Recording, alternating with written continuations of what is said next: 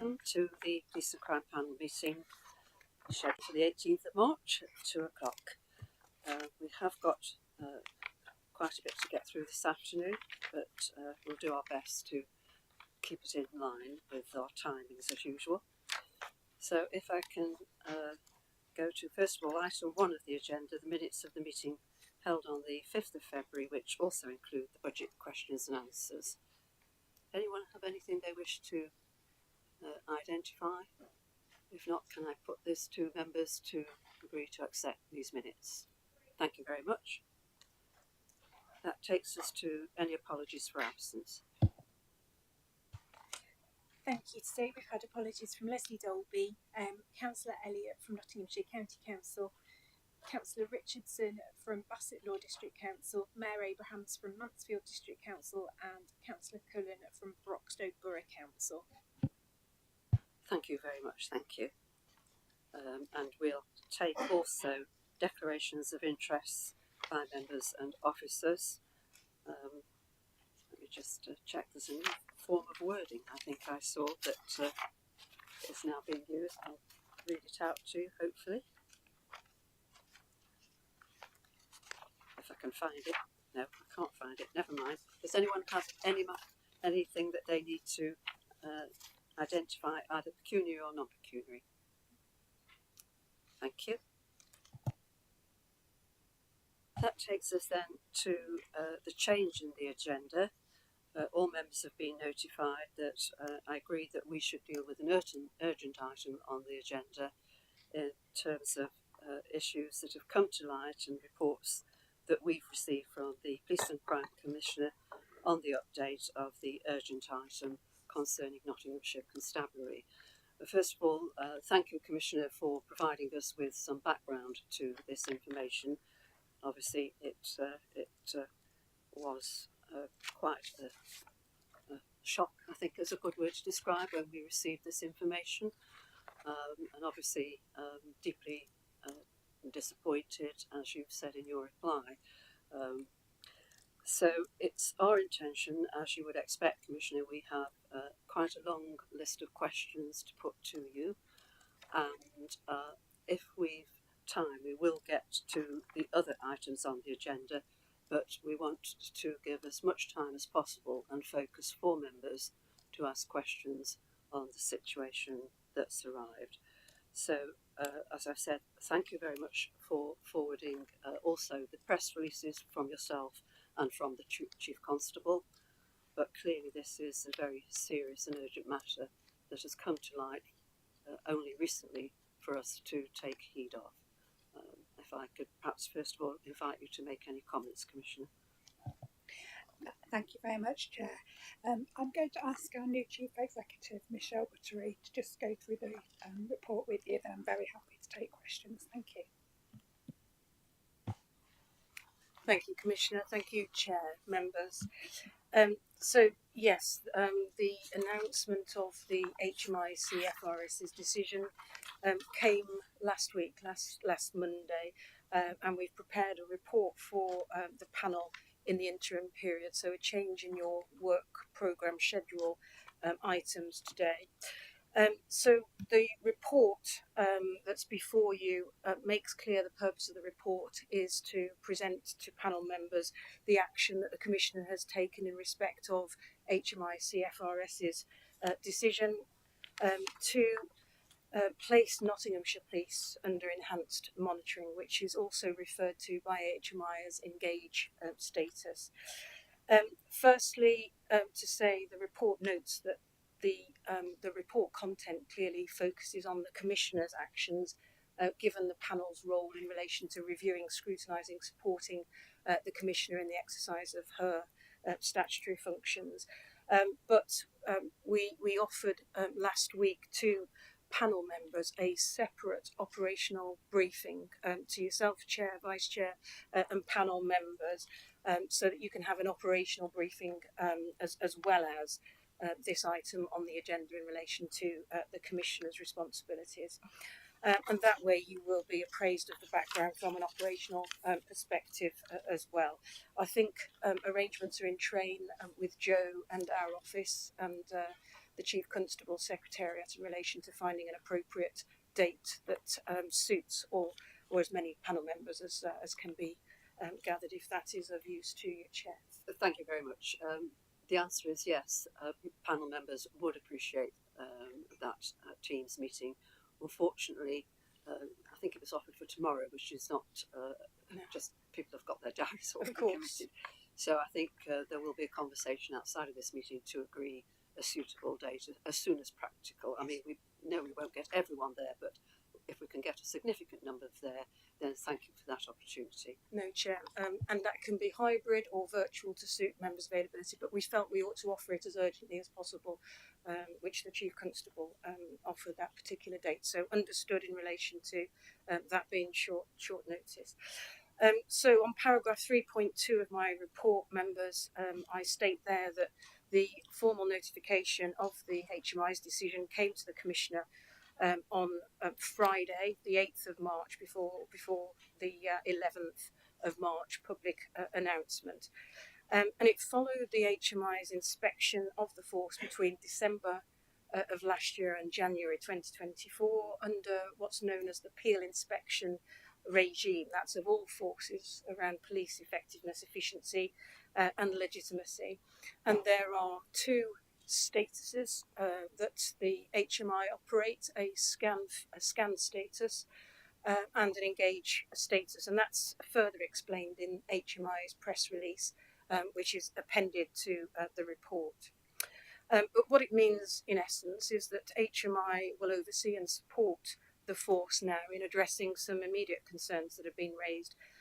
Some are immediate, and I'll come on to that, and some are due for completion by the end of September, as stated in the HMI press release. So the rationale was related to two accelerated causes of concern around the force needing to improve management, supervision and carrying out effective investigations and making sure the victims get the support they need. And the second one in relation to processes for planning, governance arrangements around monitoring performance and identifying improvement activity where required. The statement was followed, as you've identified, Chair, by very quickly followed up by the Chief Constable's response and the Commissioner's response. Again, those statements are appended for members to see, just in case they hadn't caught those full statements, because sometimes the media publish parts of that, but those are set out in full for the panel members to understand what was said. The Commissioner, I think it has to be said, is clearly disappointed and has registered that publicly, but also sees it as an opportunity to see Nottinghamshire Police overseen by her and HMI on a course of improvement activity, and will emerge, no doubt, much stronger, she says, as a result. And the Commissioner will be engaged in the next stages, which I'll come on to. So in terms of the key information section, we've reported there, members, that the Commissioner, as soon as the concerns were raised, has instigated these urgent discussions with the Chief Constable. We've had briefings as the Commissioner and key officers in relation to the issues, and through these discussions the Commissioner was encouraged to learn that the Chief Constable had already set in motion actions to address the immediate concerns, and again that's set out in the Chief Constable's media release in terms of her view that in relation to those initial recommendations that have been raised with her, the Chief Constable, that those initial recommendations, actions have been completed. The other thing to say is that the Chief Constable has engaged with the policing family generally around good practice, so the College, the National Police Chiefs Council, and other forces with Chief Officer leads in key NPCC areas around problem solving and prevention. I understand some of those meetings are taking place this week, which has affected Chief Constable availability. The Commissioner sought assurances from the Chief Constable then in relation to those that weren't for immediate initial recommendations actioning, because they are longer term. Those actions that are for completion by September, and those discussions continued over the weekend with, as I say, the public announcement coming on the Monday. The Commissioner has asked the Chief Constable, as you would expect, members, for increased access for the team in the OPCC to force meetings. So ordinarily force operational meetings which are over and above the holding to account arrangements, reaching more into the operational detail as a result of HMI's registered concerns. The Chief Constable, without hesitation, granted that access, and Dan to my right is working through with force colleagues those meetings where invitations will be extended so that we can make sure we're at the right meetings to hear the right conversations and that the right actions are occurring. As well as that, I've reached out to HMI on the Commissioner's behalf to ensure that we have regular liaison with the inspectors directly. That's at the Commissioner's level with HMI, and at my level in terms of the lead inspector, the force liaison officer, so that we can hear directly in relation to whether or not the force's progress is in line with their expectations. So we're not waiting for the formal meetings and processes that HMI will invite the Commissioner to. We are undertaking that activity as well. On the 11th of March, last week, the day that the announcement was made, the Chief Constable invited the Commissioner and all of the senior leadership team in the OPCC to hear her address all of her senior leaders in person, where she clearly set out plans that she'd formulated over the weekend in response to the official announcement, and a briefing to the force leaders in relation to the actions that had already been taken, which she has named Operation Catalyst. This is set out, members, at paragraph 4.6 of my report. The name was deliberately chosen because the message she wanted to send key leaders is that these concerns are accepted, that improvements are welcomed, and that they will react to them urgently, and that the what needs to be done is really catalysing broader and deeper plans that the Chief Constable set out on her appointment just over a year ago.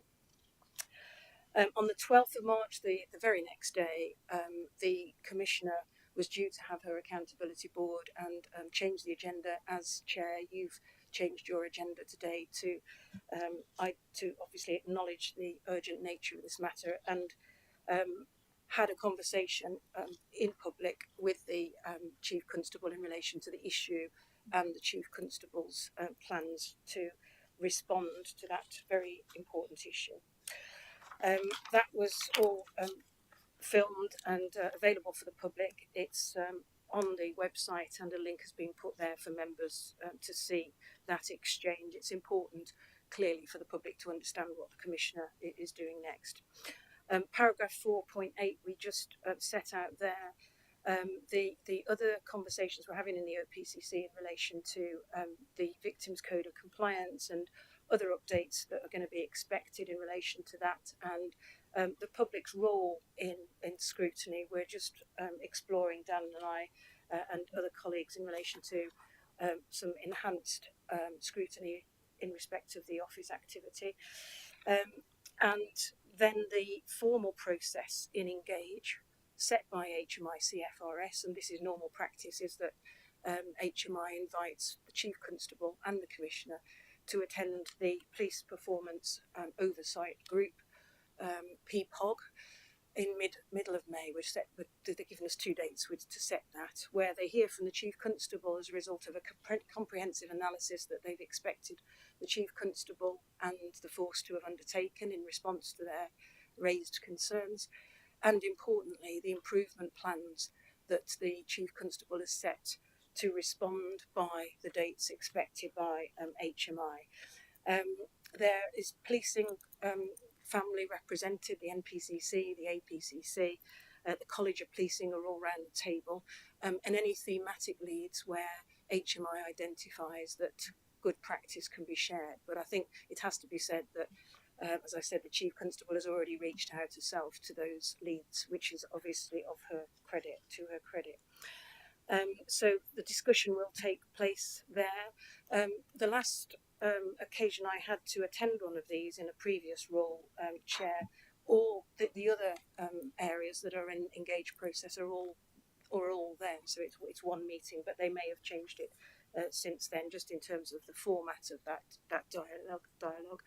The HMI will then register whether or not they are happy with the plans, make any comments, etc., and then they put regular dates to oversee that.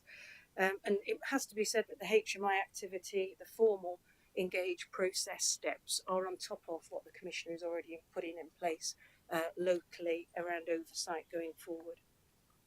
Paragraph 411 then, it talks about the Commissioner also has responsibility in relation to the budget and resources. So she has obviously asked the question, are the resources that have already been set in the budget setting this year sufficient for what the improvements that are part of your plan? Again, very early stages, Chair, because this is only a week old, this news. So these plans are being formulated, but we've opened the door. Quite rightly, the Commissioner's opened the door for those discussions to occur so that the Commissioner can ensure that she's doing all that she can to give the force the best chance of moving through these recommendations as quickly as possible. The thing to say, though, that process that I described, engage process in London, the PPOG process, will have experts, leading experts and leads from the police sector round the table. So a lot of the support that will come to the force now as part of this process will be free of charge given as part of the process. But the Commissioner still asked the question. And then finally, members, I undertake to ensure that the office supports the Commissioner in providing you with regular updates now as we go through that engage process. And the Commissioner clearly is hopeful that they will move through those recommendations to a point where HMI are satisfied with their achievements and come out of engage process as quickly as possible. And the Commissioner is breathing down the force's neck, and clearly you need to be updated as well, Chair. So unless there's any questions to me directly, I assume you'll have, as you've said, Chair, questions for the Commissioner. Thank you.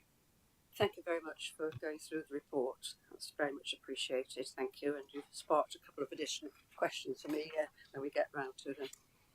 So, Commissioner, appreciating that members will get more information when we have our session with the Chief Constable, particularly about operational matters that clearly we won't have the same degree of knowledge and understanding. But I wonder how you found itself in receipt of the accelerated course for concern. And I suppose I'm casting my mind back to other organisations I've worked with that have been subject to HMI inspections, not necessarily the same group, but usually there is a debriefing after the event, and I wonder if an early alert was given at that point. Thank you very much, Chair. It was what you call a hot debriefing, which took place on the 14th of February. Dan, actually, you came with that to me, and they went through all the areas of the peel inspection. At that time, it wasn't brought to our attention that this was going to be this significant area of concern that it turned out to be. There has been some to and fro with the force between HMI and since then, but it wasn't until the Friday before the announcement on the 11th that it was agreed that it would go into the engage. I was really disappointed. I felt like I've been told I've got an ugly baby. It was, the police are working so hard, and I'm always wanted the police to get better. But I'll be honest, I was disappointed when we were told, because it was the official confirmation of the enhanced monitoring status was about 4 o'clock on that Friday, Friday the 8th of March. And so we weren't able to get in touch with people. It was embargoed until 10 a.m. on the 11th of March.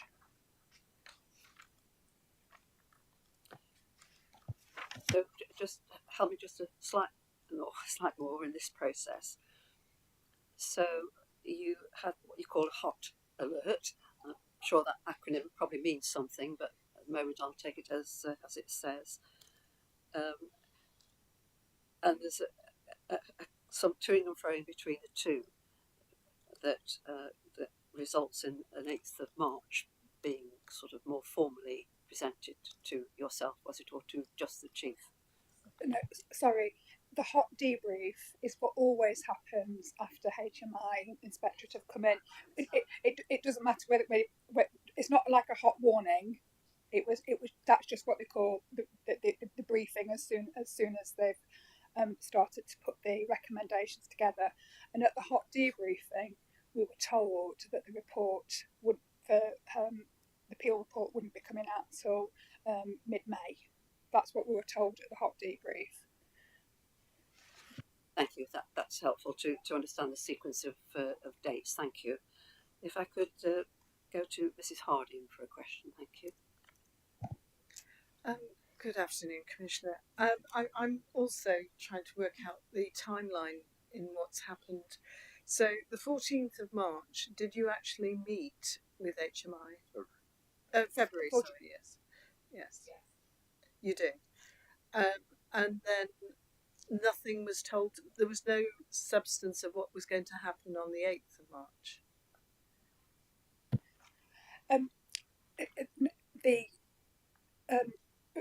There were things mentioned on the 14th of February, but it didn't seem as big an issue as it came out to be later. We weren't warned that we'd be going into engage at all at that meeting on the 14th. In fact, no, they said, HMI said that there would be the report would be coming out mid-May, because they tend to do their reports after pre-election period. So it's a total surprise on the 8th of March. Before the 8th of March, there had been some to and fro-in between the force and HMI about some numbers and about some actions. But I was surprised when I went into engage. And Michelle's mentioned moving forward that we will have regular updates. How's that going to take place? How would you like it to take place? I leave it up to the chair, really. Yeah. I think that's something perhaps we can discuss when we've gone through all the questions, because I'm not sure yet that we've all got exactly the same understanding in terms of the depth of this. I think following on from your question, Mrs. Harding, correct me if I'm wrong, you have regular sessions with the Chief Constable, I think. Is it weekly? At least weekly. I have a one-to-one weekly, and if anything serious or repercussive, more than that, plus my accountability meetings too. So my question really was, picking up your answer there, that there wasn't a conversation between you and the Chief Constable, that something more important was coming through. Yeah, no, there was lots of conversations between me and the Chief Constable, but we didn't think that we'd be going into engage. Thank you. Did you want to come back, Mrs. Harding? Thank you. Councillor Wooding, thank you. I just wanted to clarify, my understanding is that once the Inspectorate, before the Inspectorate actually leave, so at the time that they actually do the inspection, which is December to January, before they leave, they will give immediate feedback to the Chief Constable to say what they found, and give them an indication. So I'm pretty surprised that the Chief Constable didn't alert you until the 14th of February to the fact that there were concerns about compliance with governance, misreporting of outcomes of crimes, not following the victim's code of practice. So have you asked the Chief Constable why they were given this? They were given, obviously they've got action plans in place already by the time they came to you, so they must have known about it before that, I would have thought. Did you ask about how long have you known this? Thank you, Councillor Woodings. The Chief Constable had been told, and her team had been told things before, and they put things in place. So by the time we had the hot debrief, some of the immediate actions had already been addressed, which is one of the reasons I didn't think we'd be going to engage. So I had been speaking with the chief beforehand. So you were alerted to some of these things during those conversations with the chief constable. Yes. Can I just ask, during the appeal review itself, were you interviewed? Did you have discussions with them, and what was the context and discussions? Yes, our HMI, a gentleman called Roy Wilshire, interviewed me directly. I had a meeting with him, and at that point, he didn't raise any immediate issues of concern to me.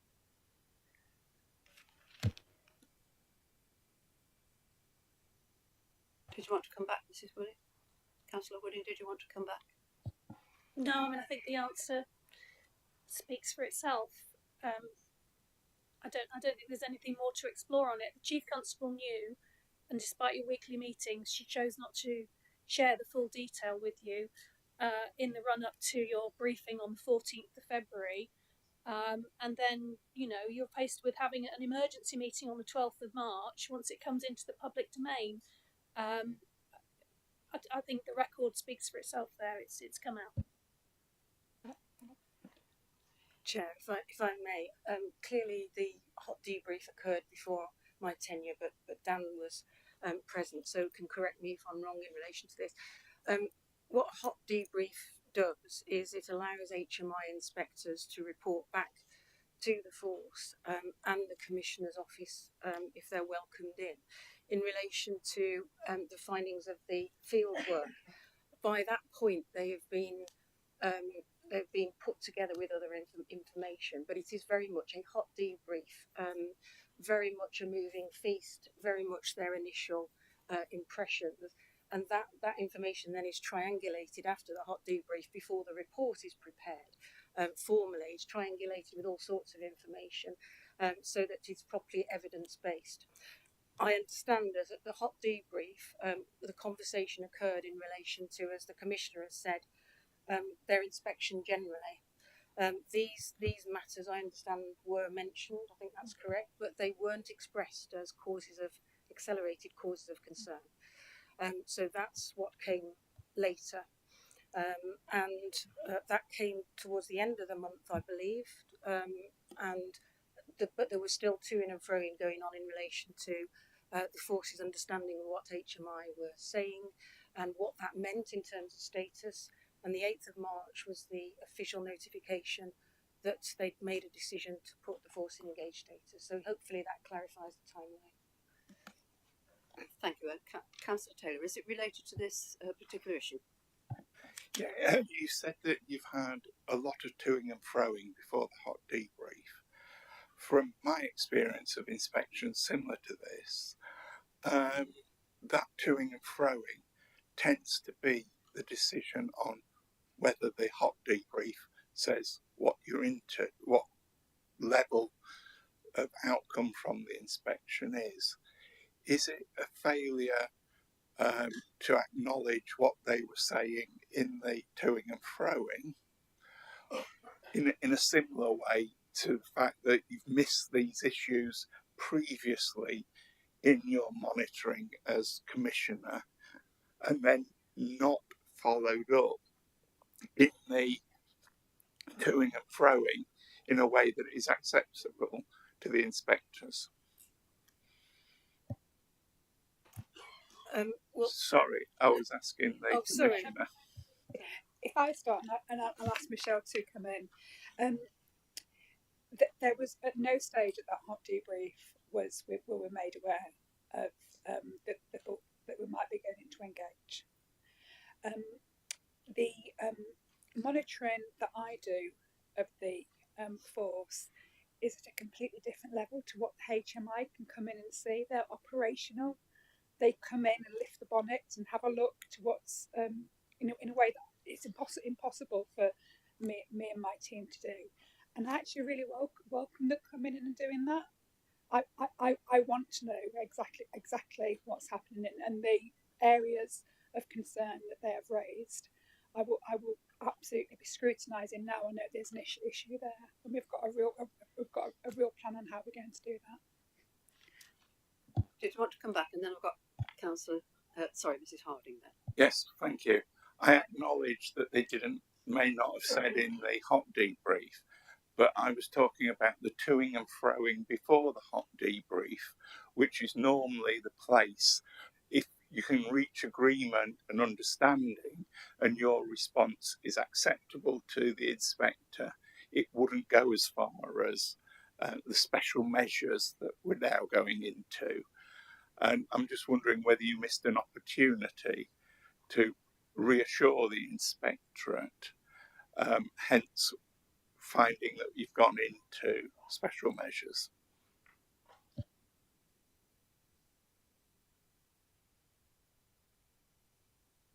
Councillor Harding, Mrs. Harding, sorry, thank you. I'm just trying to get the timeline here, and I hope I may go over it all ground. But from the 14th of February till the 8th of March, what changed for them to make a totally different decision, which is what you're saying? I know there was toing and froing, but something changed in a month. There's some real detail here, and I think that would be better at the special operational briefing, because we can go through numbers and what exactly HMI we're looking at. Sorry, because it is operational. I'm not going to go into detail, Yeah. but something obviously dramatic changed, and I'm just highlighting that. Thank you. You put your hand up, Councillor Wilmot. Did you want to come back? And I think Councillor Woody wants to come in.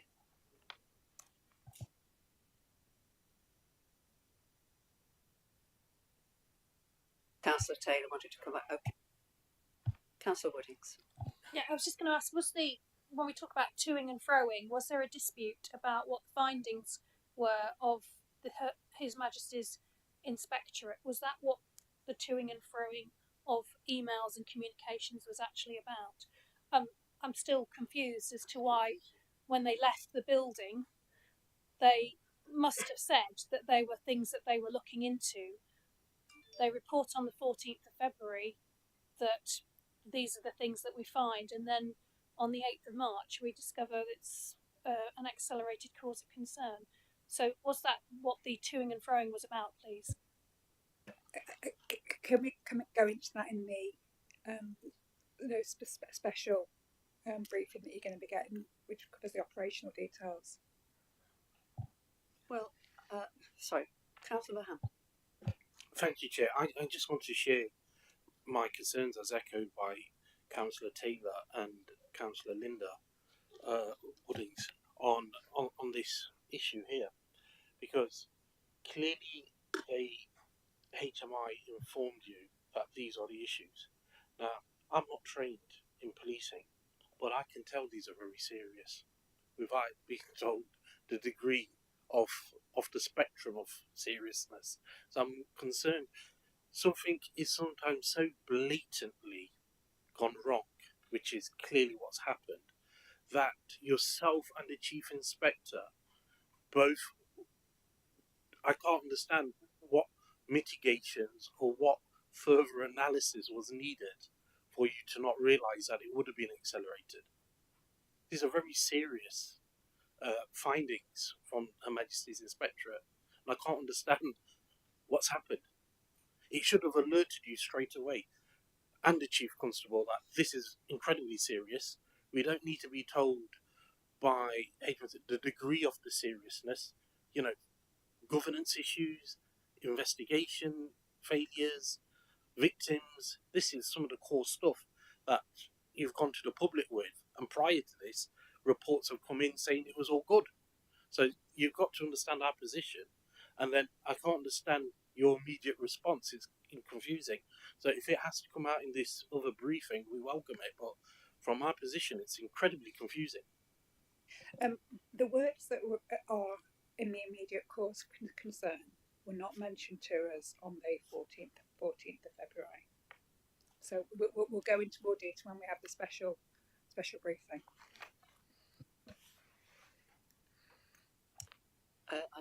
unless anyone's got any other suggestions on that point. Councillor Woody? Just ask why we're not broadcasting on YouTube as we usually do. We are.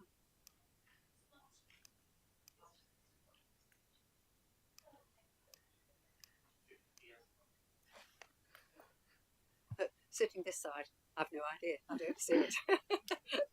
Sorry. Okay. I think, Commissioner, you're asking us to give a moment of grace until we've had the session with the Chief Constable. I think at some point we will have to revisit this. This is the public forum where things supposedly should be shared. And HMIC, when they do their inspection and do their report, they are usually quite open and forthcoming. So I guess we're a little amused not being authorities on the way police forces work. So you're asking us, I'll give you a moment, Councillor Taylor, you're asking us to wait, and something will be clearer when we have a closed session. I'm not sure that the people of Nottinghamshire would be satisfied with that. They'll be publishing today, I'm sure, the Nottingham Evening News, and will be a little concerned if we're not tackling these things in the open forum. I do appreciate there may be sensitivities around perhaps individual issues or individual people or individual crimes. We're being asked to take this on face value with you. I need just to check how other colleagues feel about that matter. Somebody put the hand up. Was it you, Councillor Taylor? I think you put your hand up. Thank you.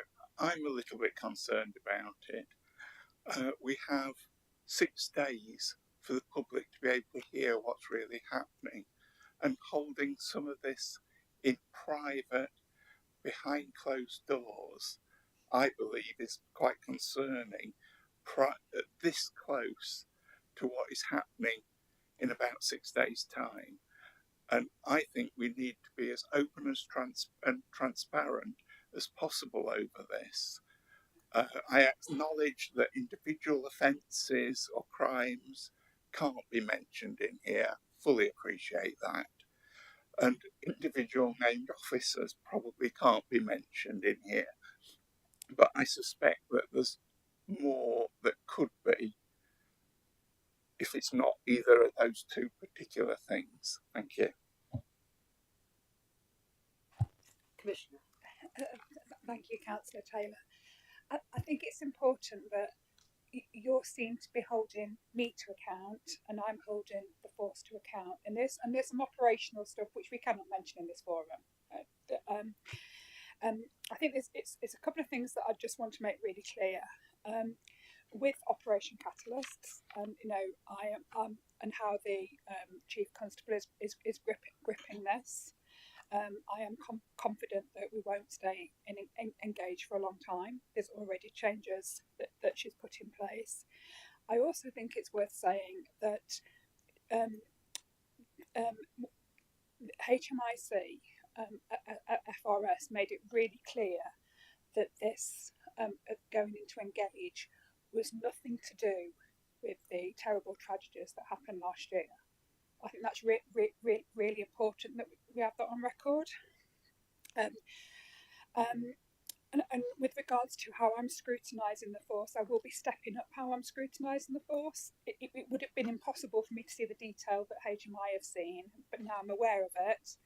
The force are welcoming me to get my knees further under the table and the team. So I'll continue to have the weekly one-to-ones, the monthly accountability board. Hopefully you saw the YouTube of the accountability board that I did last week. We've also got representation on the strategic boards. We've got the earning trust and confidence, improving outcomes, workforce fit for this future. We'll carry on with the public scrutiny. We've got the independent community scrutiny panels and the IAGs. We've got the local criminal justice board and the subgroups, including a victims and witnesses board, the out of court disposal board. And in view of the findings, my team are going to be reaching in more operational detail than would normally be expected of a PCC. So we've been invited to the Operation Catalyst Gold and Silver groups, and there's also more boards in boards as well for performance. So there's criminal justice, improving investigations, a victims witness assurance group, operational performance review, data quality, strategic workforce planning, including training, recruitment and retention, local policing board, and technical futures board. So my team will be going to more than we had done before. So we can, my role is a strategic one, and I know holding the chief constable to account and making sure she still has due regard to the police and crime plan too, because whilst we've got all this and the engaged work to do, we've still got to provide a 24/7. The police have still got to do 24/7, keeping people safe every day. I hope that's reassuring that I'm stepping up the scrutiny in my office. To make sure, and I welcome this. I think we'll be stronger at the end of it. Though I didn't like to hear the news, I'll be honest. Well, let's move on. I've got Councillor Ellis and then Councillor Inglis. Thank you, Chair. I mean, you want to move on, but I want to follow up on the comments we've just heard from the Commissioner. You say you're stepping up scrutinising force, but we've heard all this before. 2022, June 2022, our meeting, when we had the last Peel report, where it identified with required improvement on recording data about crime. And you said, because I remember that it seemed a strange construction, but you said, we're all over it. At the same time, in the good category was investigating crime. The comment from the HMIC was, crimes are allocated promptly, staff have capacity and capability, and their oversight from supervision is effective. And then we've got the report now saying none of that is the case. So in 2 years, the investigating crime has gone from good to requiring urgent attention. And so 2 years where you've been in charge, you haven't been scrutinising the force, have you? Things have deteriorated on your watch. How can we have confidence that, having had 2 years where nothing's happened, nothing's got worse, you're not going to turn things around again? Okay. Let me just check if Councillor Inglis is yours a similar thing, or is it? Do you want to make your comment and then the Commissioner can respond to both questions? Yeah, thank you, Chair. Yeah, you're listing a vast amount of scrutiny groups that are there to look at the force.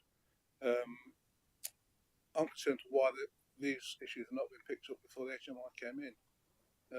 With all the scrutiny that's going on, these are actually sort of basic core policing issues. So have they been missed beforehand, and who responsibility does that lie with? Thank you, Councillor Inglis and Councillor Ellis. Regularly at the Accountability Board, we get updates on the AFI's area for further improvements, and we get the with regard to the inspections Peel.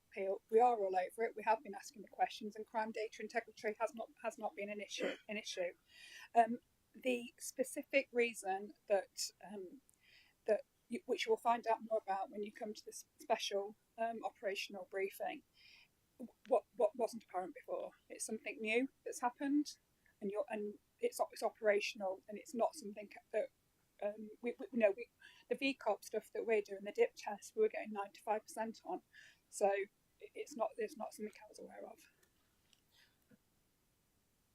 I wonder if I could just come in, because I think the Chief Constable's media release has obviously put in public in relation to the issues of concern. It's a specific 2 areas of concern in relation to the one that the Vice Chair just highlighted.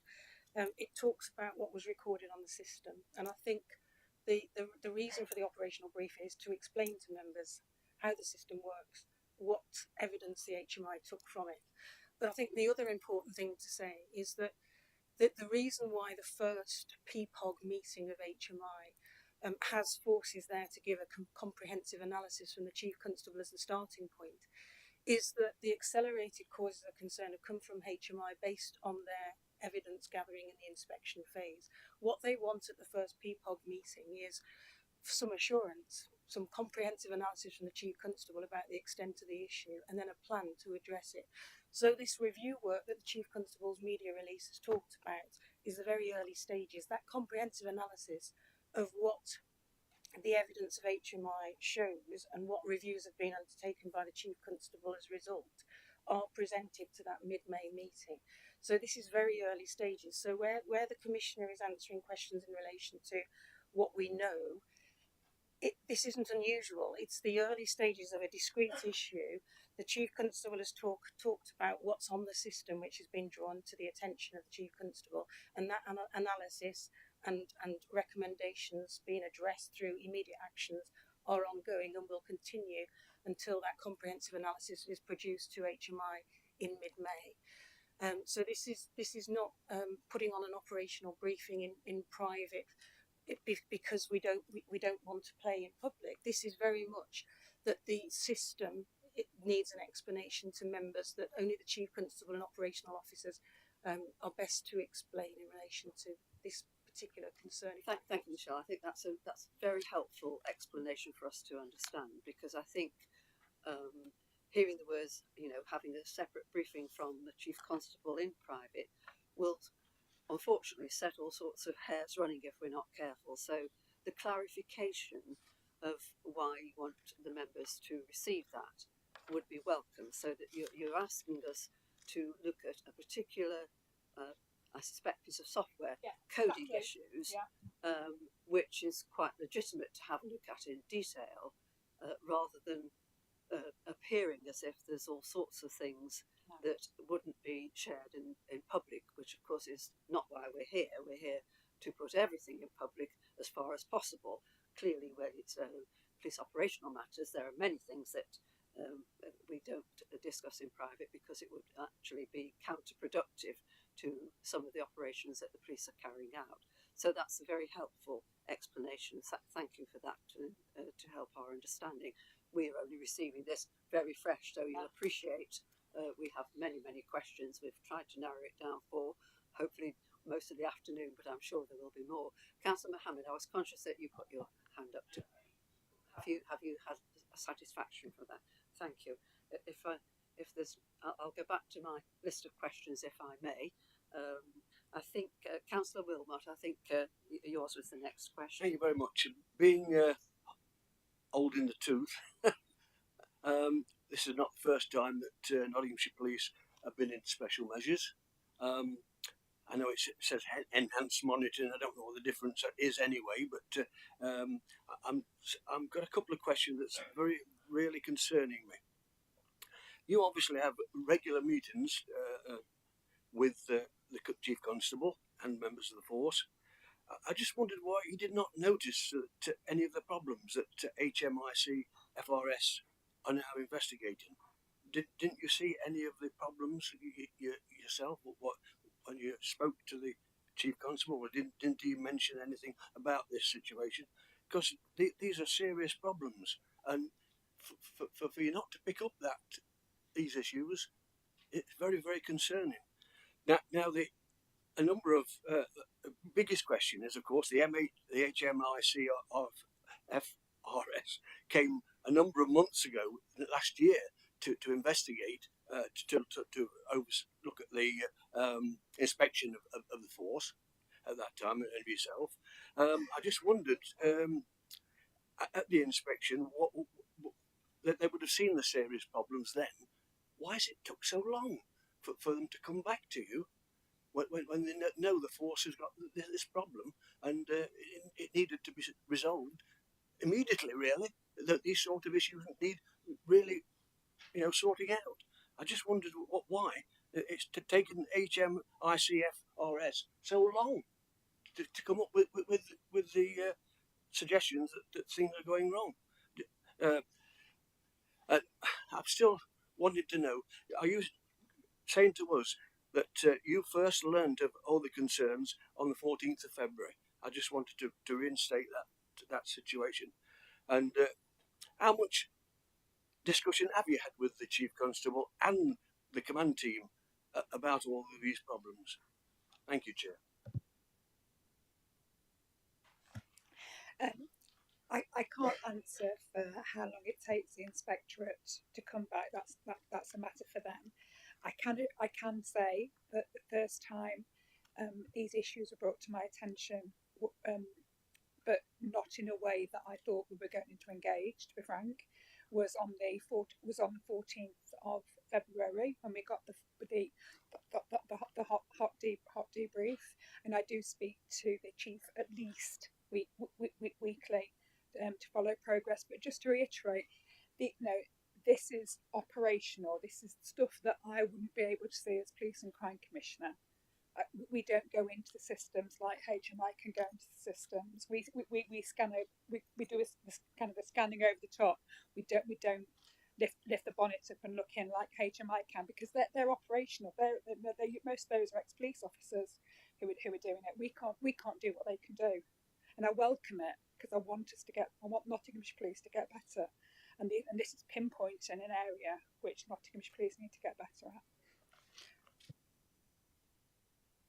Did you want to come back, Councillor Wilmot? Yeah, I can't get my head round the situation that the Chief Constable never said anything about these problems. You Chief Constable, you should have all the information about the policing that's going off, and any problems at all. It's peculiar that the HMICFRS were the only organisation that came with these problems, and I just can't understand why it wasn't sorted before then, or found out before then, because it's nothing worse than having someone come in to inspect you and find out these problems but you haven't addressed. You're saying the Chief Constable definitely didn't tell you anything about these problems. It didn't think there was a problem. That's the question.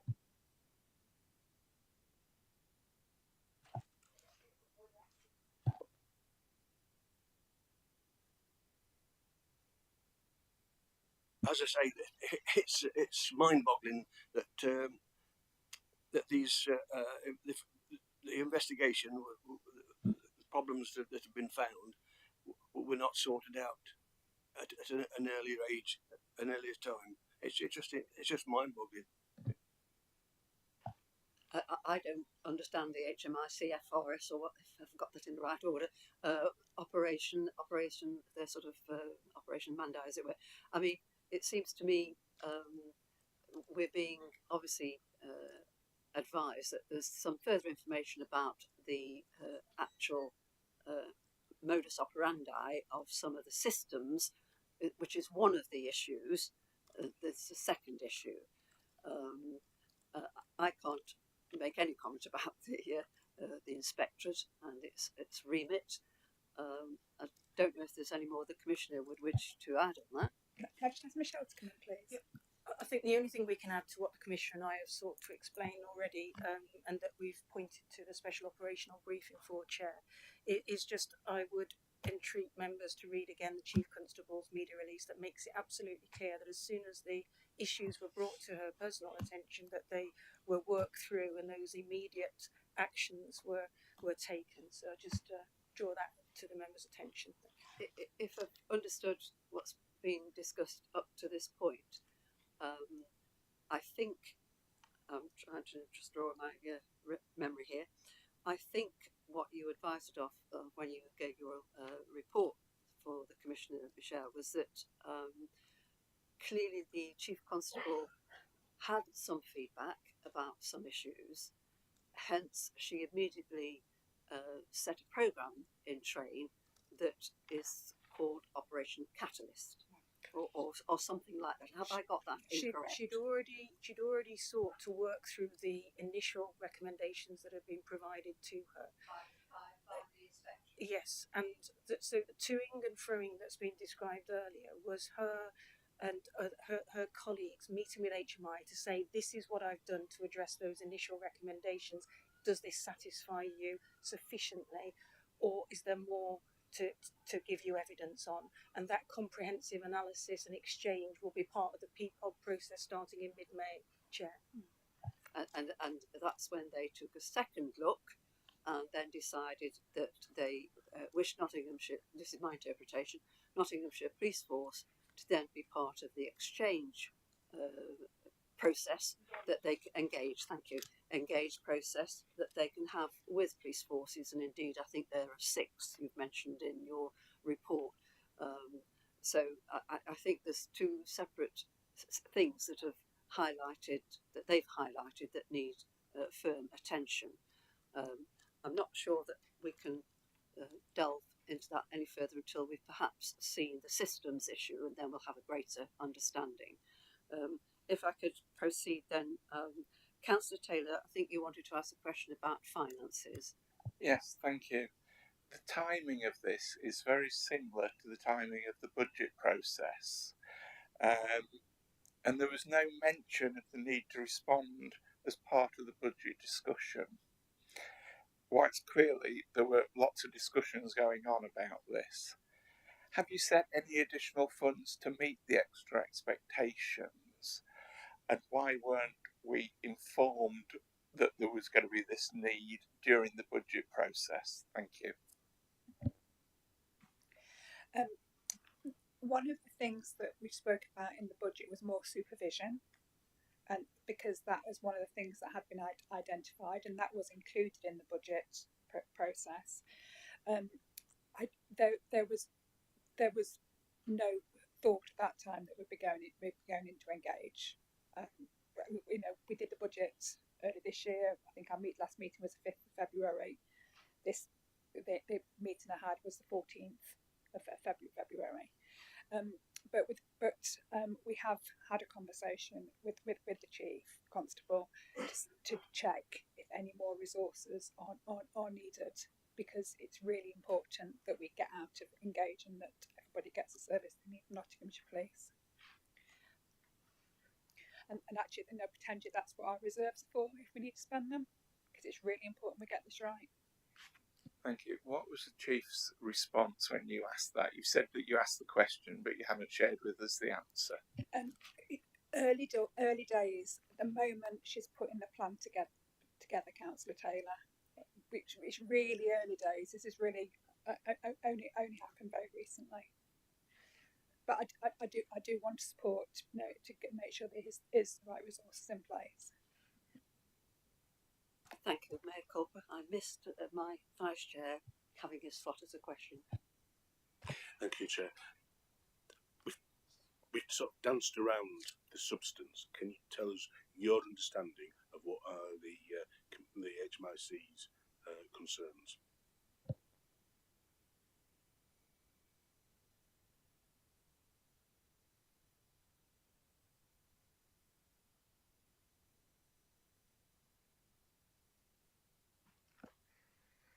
It's on 3.4. The force needs to improve how it manages, supervises and carries out effective organisations to make sure the victims get the support they need. A lot of that you'll find when you get the special operational briefing, some of that you'll see is a systems issue. So that will become clear. And with Nottinghamshire Police had a really difficult year last year. We had a new Chief Constable came in with a really bold plan to with the process evolution and the demand review to look at where policing needed to be. And I think the next area is the force does not have adequate processes, planning or governance arrangements in place to monitor performances. I think the force is on a journey of evolving, and I think that relates to that. Can you not put that into the layperson's terms? What does it mean? What's actually happening in the force that shouldn't be happening, or what's not happening that should be happening?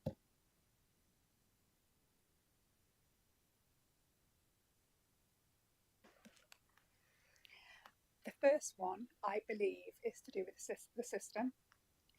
The second one is to do with evidencing what is happening around processing, planning and governance. I think it's there, but I don't think it's evidenced enough.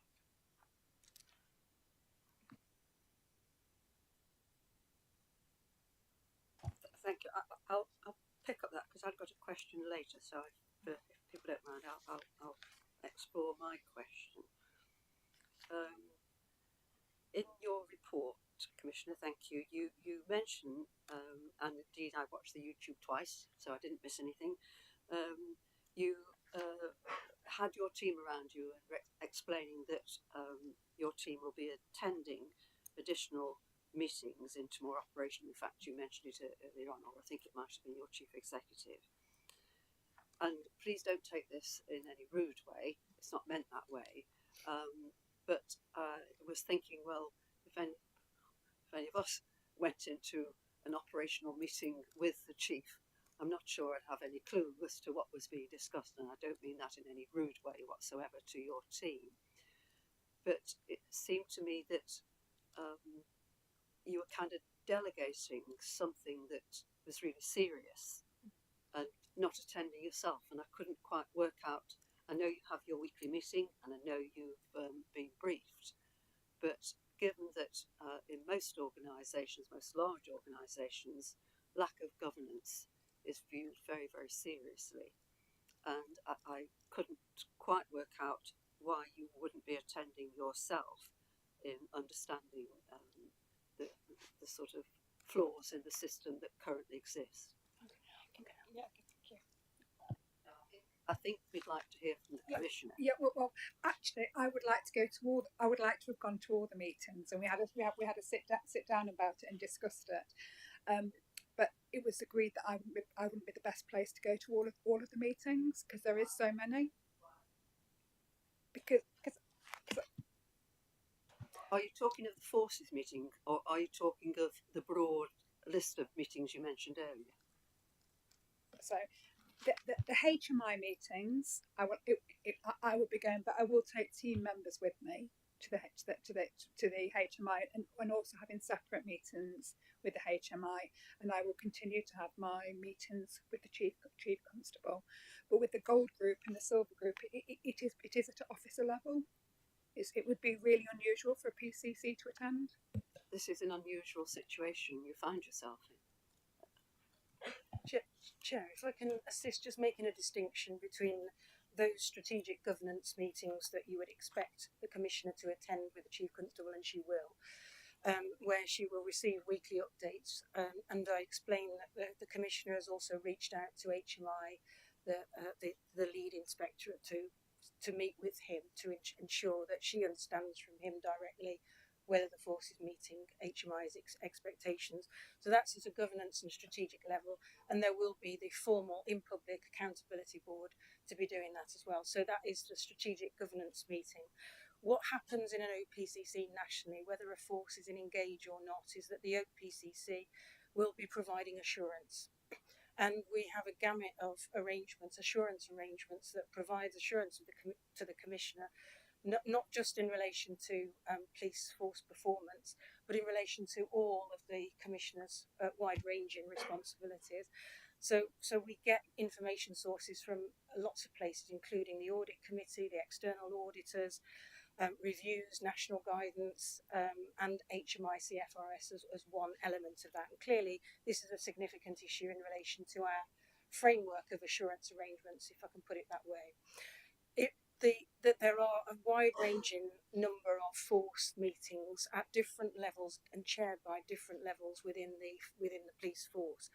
We are going through a process of selecting which, in relation to these two issues, are those most relevant force meetings that we need to be more involved in, and carry out some intense scrutiny in. So we're going through that process now to make sure that we have a full view of those, and tone down some of the other assurance in our other areas, because this is the significant issue at the moment.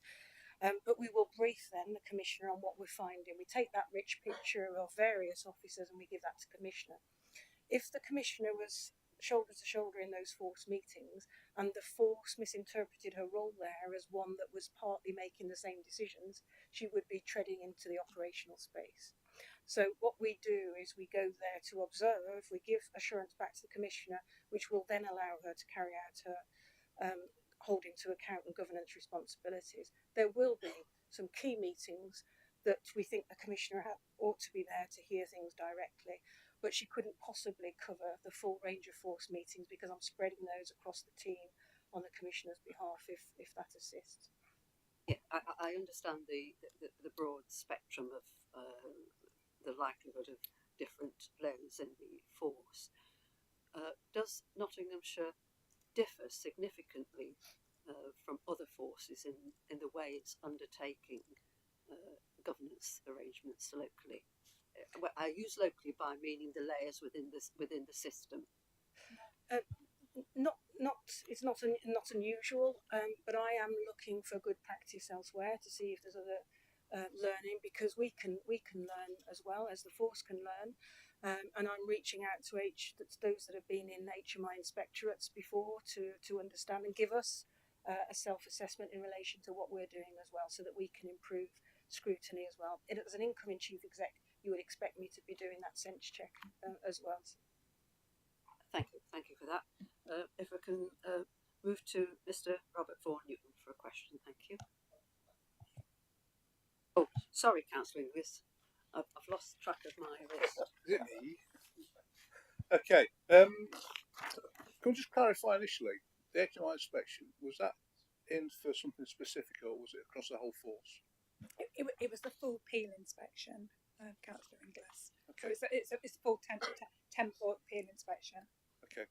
So if we step back a pace now, and then it's positive these issues have been identified, because at the end of the day, it's a public service. It's not business. It's public service, and the bottom customer is the members of the public, and they deserve a good service for their crimes and investigations.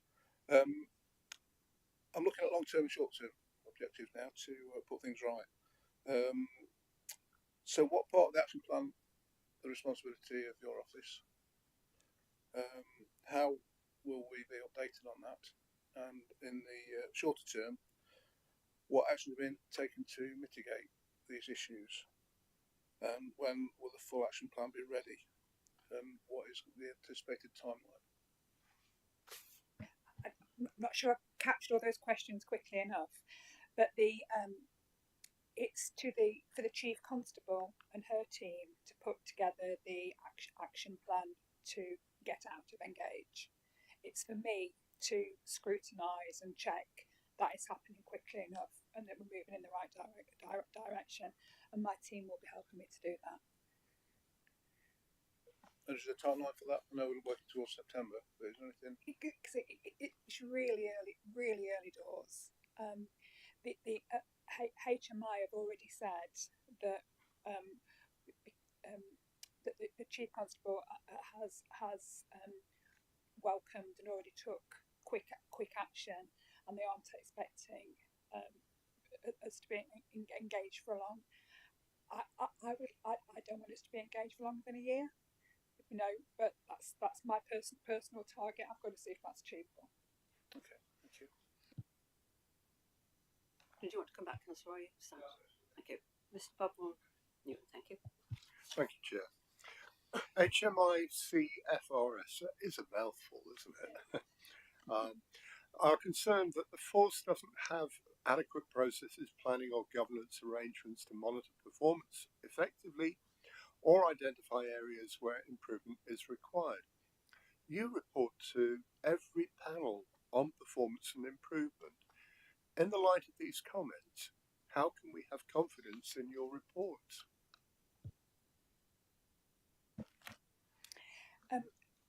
We have a really detailed performance and insight report, which I still stand by because they are accurate figures. I'm not presenting you duff figures, and actually, what HMI can see is different to the stuff that we've been looking at.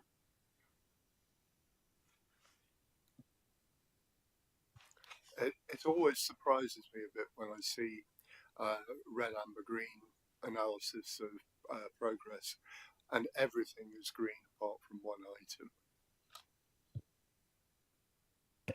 But actually, on our delivery plan, we've been really honest about we do have something that's red, we do have things that are amber, including actually victims being updated. I think it would be more concerning if I had that as green, and then that the HMI had spotted something there. We already were at amber for that. It wasn't green. Councillor Taylor, did you want to come in on this topic particularly? Yeah, I'm hearing what's said, or I've been seeing the reports that have been coming through, and generally they've been saying you're happy, making good progress. The inspectors come in and say, no, you're not. There's some serious problems, and the reaction I'm hearing, it's the software system. There's a problem there, and we've almost got this sorted already. It's only going to be take a year. I'm just beginning to get concerned that it's being taken too lightly, and I think it is a really serious issue for the people of Nottinghamshire. You said you're assured, and then we find that the inspectors certainly aren't. How can we have confidence in your monitoring now? Thank you. Let me make clear that I understand. While I've been saying systems, it's the use of the systems and how the system itself, I don't think is being called into question. Is that correct? Sorry, Commissioner, you wanted to come back in. I think it'll be clear when you have the operational briefing to explain how the system works. The system or the operators? I think that's all I'm asking.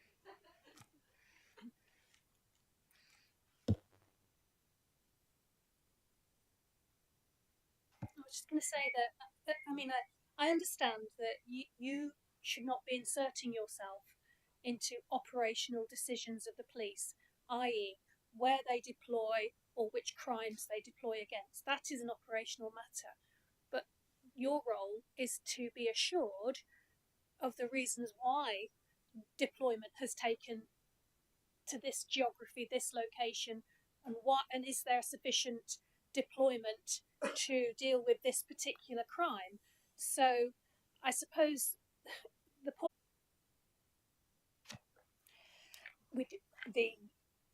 it's two things. We have the police figures, but we also have our police and crime figures, and they do triangulate together. And they are figures that we do through our survey, a really thorough survey of how people are victims of crime and how they are treated. So it's not just the police figures; it's our figures that we do through our survey too. Did you want to come back, Councillor Woodings? If not, I've got Councillor Ellis. Do you want to come in on that particular topic, Councillor? Yeah, excuse me. I share Councillor Wooding's concerns. We've heard over the last few minutes your chief executive saying we've got an assurance framework that works. You're saying everything's fine. We get all the data, we triangulate it, everything's fine. And yet the first time somebody outside comes in, the HMIC, it's not fine. So I really struggle to know how you and your office are satisfying yourselves, because I looked at the Association of Police and Crime Commissioners, and it says PCCs are responsible for the totality of policing, and under the Act you must secure an efficient and effective police force for their area. How do you know you're doing that? Just to be clear, I am not saying everything is fine. I'm taking this really seriously. There's two areas that Nottinghamshire Police need to get better on, and I'm determined to hold them to account for it. I'm not saying everything's fine, Councillor Ellis. I'm always wanting Nottinghamshire Police to get better. Councillor Woodings, I think you were mid-flow. I apologise. No, it's fine. Shall I move on to my next? Yes, please. So, obviously, we're told that the Inspectorate have gone in and dip tested and found inadequacies in crimes having investigation plans in place, in a lack of supervisors for cases, and in incorrect outcome codes being input into the system, and an overuse of no suspect identified.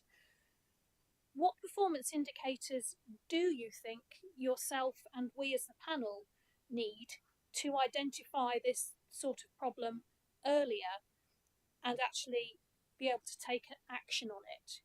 How in future will you and be able to spot an issue like this? And as far as your accountability board is concerned, what insight, regular insight, would they have had that would have helped identify these issues? Dan, do you want to mention Power BI niche, or is that too? I feel like we're going into the detail of operational. I'll go in there. So in terms of the oversight of the performance measures, the key areas that we've mentioned there in terms of the outcome 16, crimes 18. closed, that's 18. We're not a significant outlier when compared to other force areas. We have been tracking that, and like with all this, we've had strong positive outcome rates. We've had strong compliance with the victim code of practice. They're looking at those systems, those measures in isolation, haven't identified any significant areas of concern. I think the crux of HMI's findings is that there is ultimately a performance bolt-on tool which is new in development, and it hasn't necessarily been pulling out the full gambit of compliance that you would expect from that sort of bolt-on tool. When it's been triangulated with other recording systems such as Niche, which the force have immediately undertaken, it allays some of the concerns from the force perspective around that HMI have identified in terms of levels of supervision, which you'll come to understand as part of the more detailed briefing, that there are things that performance bolt-on tool would be missing if you looked at it in isolation of the other systems that are in operation. That initial piece of work that the force have done has provided some assurance, but of course we want the secondary assurance that from HMI, as part of their revisit and part of their external scrutiny, that those issues have been addressed.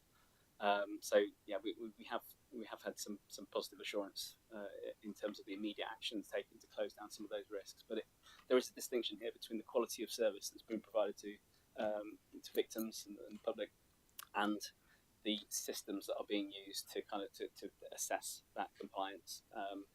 And it's the latter issue that we're focused on at this stage. We have received some considerable initial assurance that the services, the supervision is there for victims. That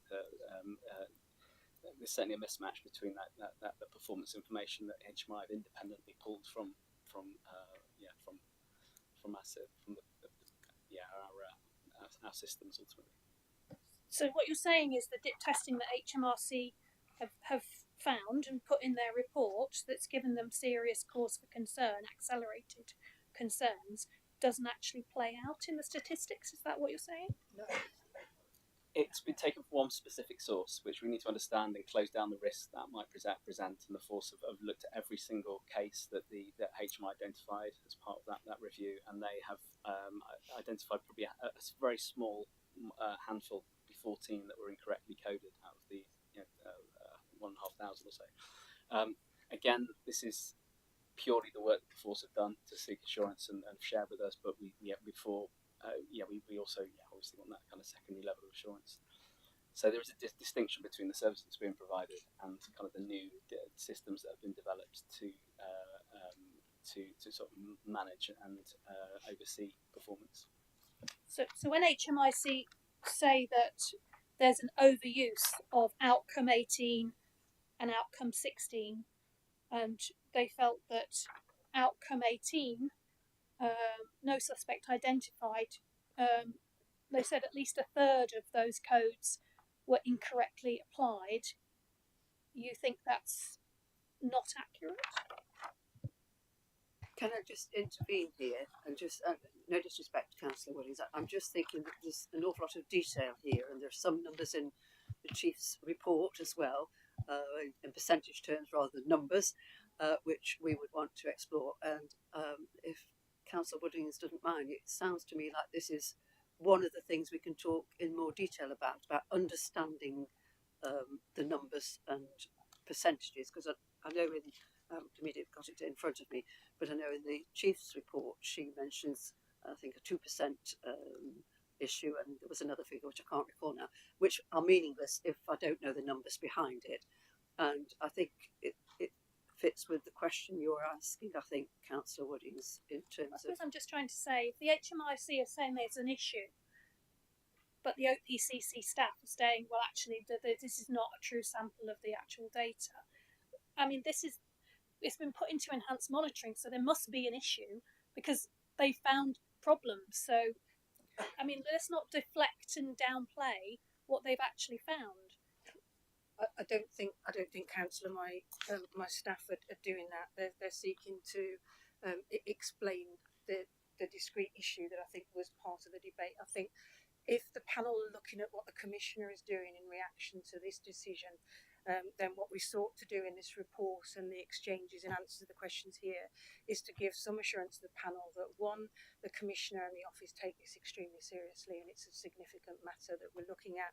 Two, we've reached out to those that can give us some more information. We've had a week and we've reached out to HMI to meet with us to explain their findings in their own words, and we've sought assurance from the Chief Constable, which we've received, that she will allow us into the force meetings where this issue is being debated in detail so that we can seek to understand it and ensure that our scrutiny arrangements match what they plan to do next in relation to the remedial action.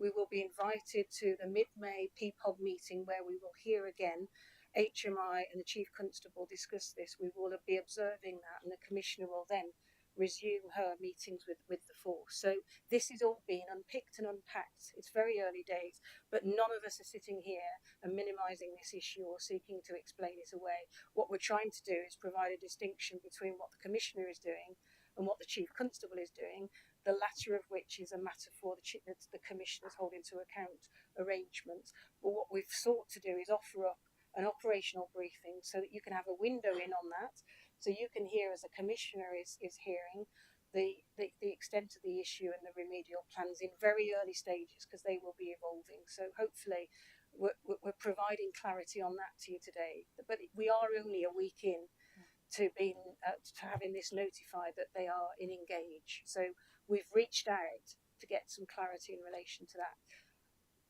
Well, I mean, we're a week into knowing that we're in enhanced monitoring, but on the 14th of February, you knew that there were issues with HMIC, just not to the extent of the issue.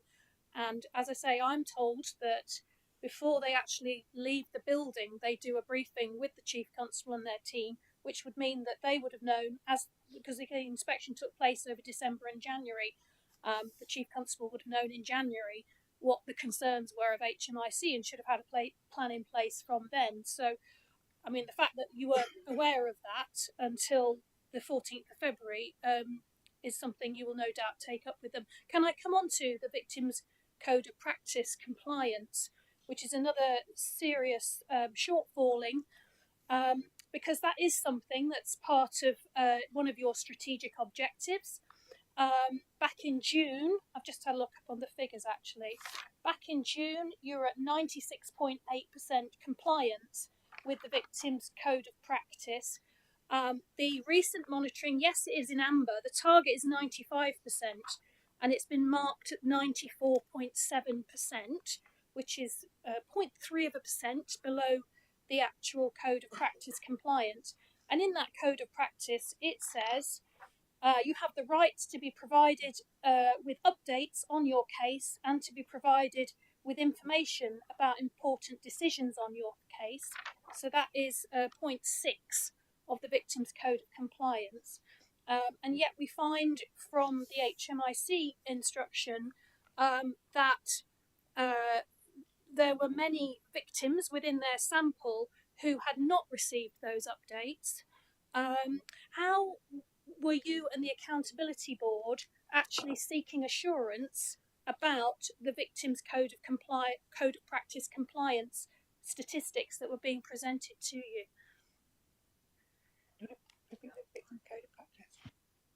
Yeah, so there are two mechanisms. Ultimately, we sit on the Forces Victim and Witnesses Assurance Group, and the Commissioner also has her own partnership-based Victims Code of Practice oversight group.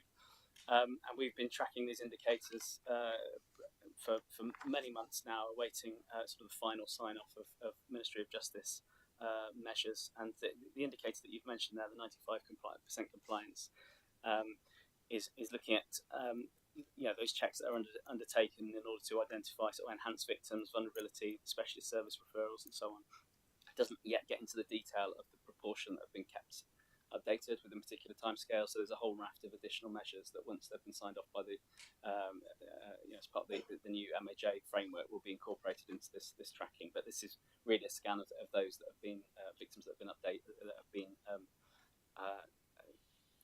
flagged as part of the Victims Code of Practice for those additional support measures. Well, the Victims Code of Practice does have specific timelines in it. I understand, Chair, that Notts Police actually endeavour within their own force to update all victims within 21 days. Did you ever seek assurance about that target being met and how well they were doing on that? We have asked about that, because actually that is quite a short time. Other people do 28 days. So we have been asking those questions, Councillor Woodings. Thank you. And finally, Chair, under the Victims Code of Practice, right number 4 is the right to be referred to services. You must have been as alarmed as I was to find out that there were 609 domestic abuse cases waiting to be triaged. In other words, they hadn't been looked at to see whether those individuals who had suffered domestic abuse were at serious risk of harm, and an action plan had put in place. B, whether they'd been needed referring to the MARAC process, or C, that they'd actually been referred on to safeguarding partners and support organisations as well. Have you sought urgent assurance because the other thing it said was that there was no process in place to address that backlog in a timely and effective way? Have you sought assurance that those 609 individuals have now been triaged and been referred to services, and what backlog is there now? I don't have the number on that. I will get back to you, Councillor Woodings. Sorry, do you know if the backlog has been dealt with? I don't know if all the backlog has been dealt with. Well, again, Chair, I just think it brings into question this 94.7% compliance with the Victims Code of Practice when we find out that there are individuals who were at the time of this report were at risk and had not been even triaged with no plan to deal with the backlog. I mean, that's actually in the detail of the report, so I'm very surprised that that hasn't been picked up urgently by one of your team to seek assurance from the Chief Constable that that backlog actually been dealt with. Thank you, Councillor Woodings. I think people are looking to see if there's anything in the report. No doubt that will be picked up in due course. Thank you for that. Councillor Introna, did you want to come in? I noticed your hand went up. Yes, thank you. Please excuse the opened voice. One question I'd like, well, there's two questions really. One is that we've discussed quite a lot of detail. I'm going to presume that Chief Constable is spending quite a bit of her time on this at the moment. Do we actually have any foresight of how long we think that these special measures will last. Do we think it's weeks? Do we think it's months? Or many months? So it'd be just interesting to know what the current feel is around that. And secondly, given the Inspectorate's comments and the details that you've received so far, were there any other areas that you feel are of concern that are also being challenged within the organisation? Thank you. That's it. Thank you. Thank you, Councillor Introna. I asked directly the Inspectorate how long it would take to get out of this, and that it depends how quickly we move, but the force moves. But they said potentially a year. And I want to make sure that it's not longer than a year, and the fact that the chief had got started Operation Catalyst and has a real focus, and everybody's involved in wants to get better quickly. I will be having regular meetings to get the updates to make sure things are progressing as quickly as they should. The hot debrief, there were these areas were mentioned, but not in a way that panicked me. We haven't had the full report yet, and I've not been given any other areas to have focus on at this time. Okay, thank you, Commissioner. Yeah, a year sounds quite a long time, doesn't it? Given that we do have resources, we do have reserves, are the conversations taking place whereby potentially the Chief Constable might look at bringing in some external assistance to just focus on this area directly, whether that's some sort of troubleshooting role or whatever it might be? Thank you. We've asked the Chief Constable to come up with a plan, and we've asked if she needs any extra resources to do that.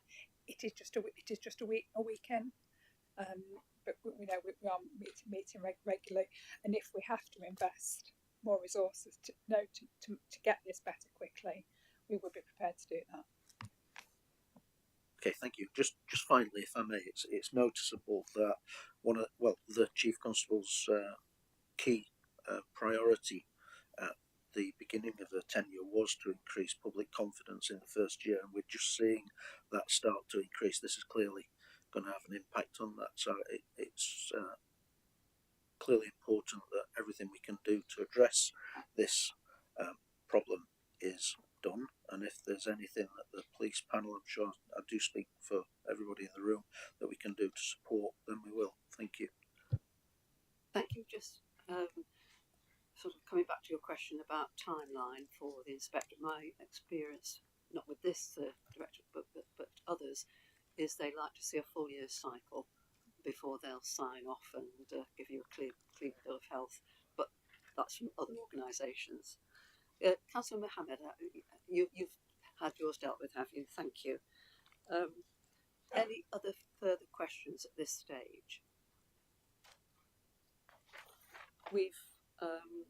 And thank you to yourself, Commissioner, and your team for answering questions. Clearly, we've recognised and know we're at the start of this journey, really, as you quite clearly pointed out to us, and clearly we'll have to have a watching brief and be guided in conversations we will have outside this meeting as to when the next appropriate update to come to the panel. As Councillor Introna reminded me, although I had got it on my list, and as a reminder to all panel members, whilst we're here to scrutinise the work of the Commissioner and hear reports, we also have a duty and a responsibility to support the Commissioner. So, Commissioner, if there's anything that you feel we've missed or would be helpful, we have a role in supporting yourself and indeed the Constabulary in its entirety. And we look forward to hearing the session with the Chief Constable, which clearly will give us a little bit more understanding of the two issues, particularly the one that's generated quite a lot of discussion. But if there are no further questions on this particular item, thank you for the questions, thank you for giving answers. We'll just take a moment or two to pause while we get the rest of our papers out for what would be our usual meeting. I'm mindful of time, and I think I did say at the beginning of the meeting that it was appropriate to take virtually all of today's session to do Q&A on this particular disappointing point for Nottinghamshire. We don't want to be there any longer than absolutely necessary. So with your indulgence, we will do a whistle stop through the next two items if everyone is in agreement. Thank you.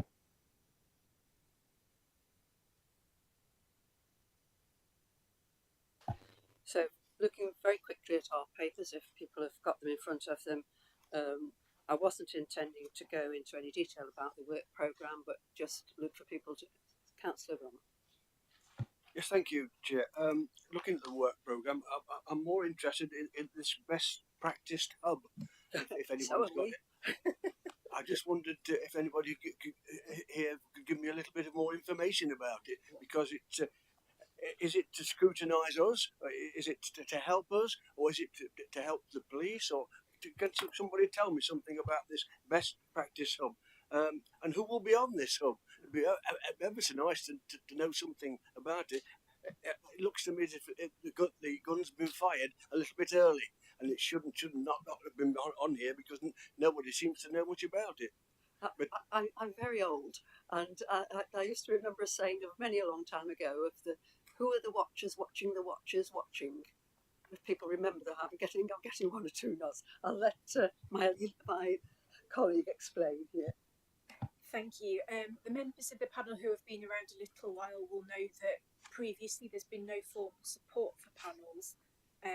That's been done through a firm called Frontline, who hosts the annual conference. However, when the review of police and crime commissioners was carried out a couple of years ago, one of the areas that was identified was around support for panels, being able to make panels work more consistently across the country, and generally kind of improving things in terms of the way the panel runs, in terms of processes, in terms of having access to information about really specialist areas. This hub is designed to be a kind of centre for knowledge and information, so that if we get something really tricky, for instance, if there was to be a particularly complicated complaint, because obviously it's not something that a lot of host authority monitoring officers will have had a lot of exposure to, because the processes around police and crime panels are different to normal council complaint systems. It provides a centre where we as host authority might be able to go and ask, oh, could you give us a bit of advice on this? Or we're having a real struggle recruiting independent members. Has anyone tried anything that worked really well? So it's that place for us to share good practice and maybe ask tricky questions that we face on a day-to-day basis.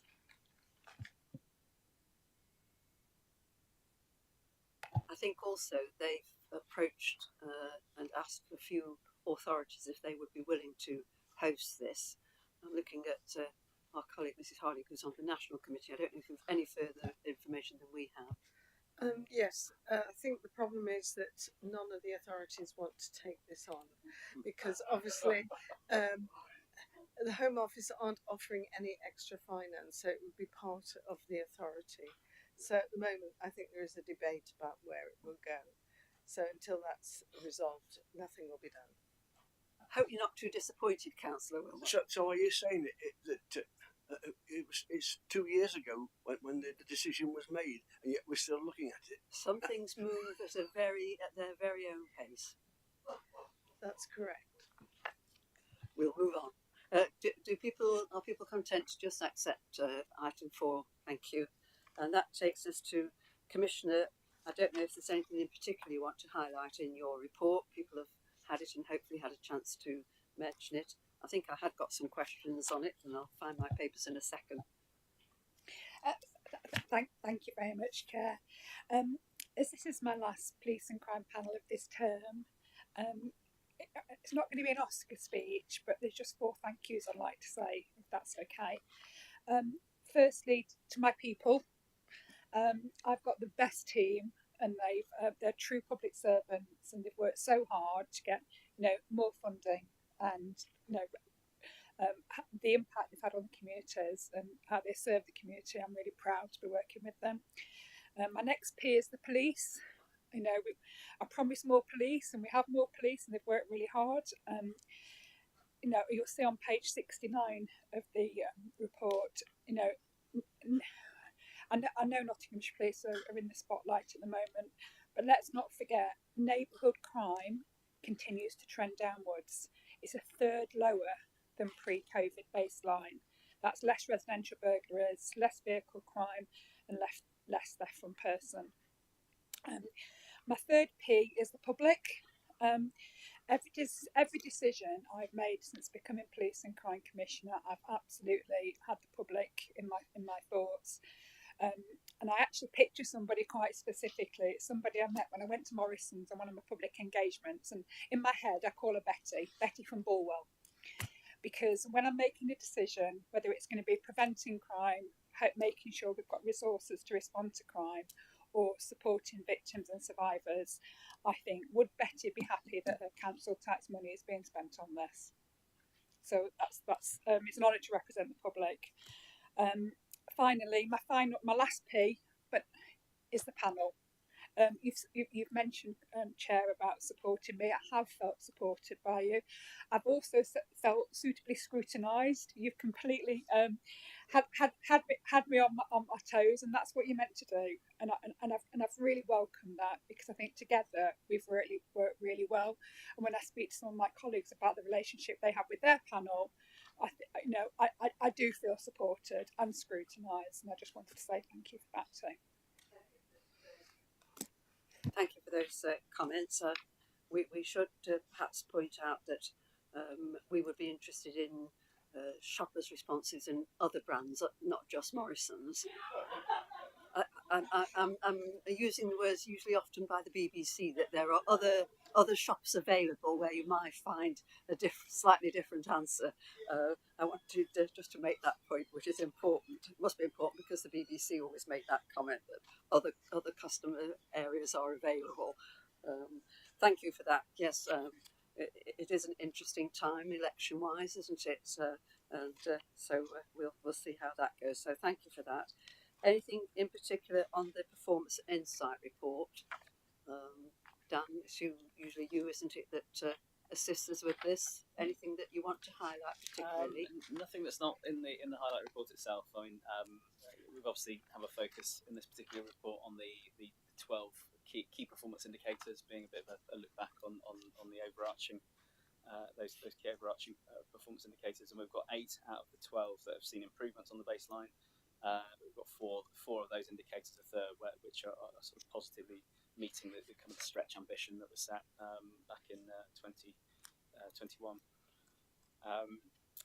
Commissioners mentioned the significant reductions in neighbourhood crime, 36% on the baseline year, 41% reduction in burglary. We're seeing positive trajectories now in terms of that reduction in first-time entrants, which is good, following a lot of targeted work in the city and changes in the charging policy in the city, greater use of Act 22, which is positive. And of course, throughout the whole term, we've seen rape offences that result in charge remaining significantly stronger than other police force areas and the England and Wales average. We highlight the areas for improvement, public trust and confidence, and as Councillor Trainer mentioned, that despite the fact we're seeing this the upturn since June, we certainly can't be complacent, and we don't know yet, obviously, what impact the HMIC FRS decision will have on this, but we'll continue to monitor it closely. Other key areas for improvement are obviously around that volunteer workforce, which is a challenge shared by across the public sector, and the the increases that we've seen over the last year in terms of road safety and the KSI rate, which are all detailed in the report. So. Thank you, Dan. The one that jumped out for me was at page 75 of your report, is that a number of people killed or seriously injured in road accidents has increased even to way back before COVID, which is where we measure everything by and large. And thank you for the notation under there, but it was quite worrying to see that. And I'm sure I'm not alone in saying that you do get the feeling sometimes that the quality of driving has deteriorated. I sometimes feel as if I'm being attacked when I'm driving around. But it is a worrying trend, and perhaps we could have an update on that. Councillor Ennis. Thank you. So- In light of the HMIC report, just looking at page 76 on the report, we talked about